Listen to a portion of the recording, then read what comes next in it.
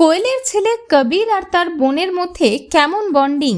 ৪২ বছরে দ্বিতীয়বার সন্তানের জন্ম দিয়েছেন অভিনেত্রী কোয়েল মল্লিক।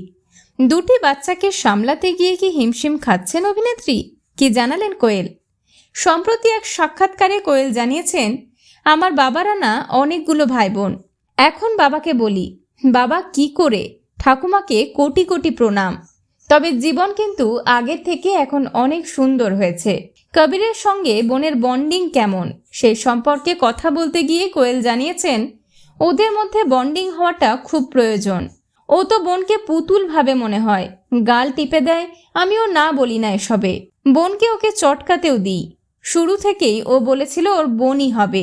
আমরা বোঝাতাম বোন হোক কি ভাই হোক যেন সুস্থ হয়।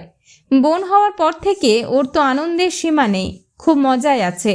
দুই সন্তানকে নিয়ে ভরা সংসার কোয়েল এবং নিসপাল সিং রানের। বিনোদন জগতের আরও অন্যান্য খবর নিয়ে ফিরছি, জুড়ে থাকুন আমাদের সঙ্গে।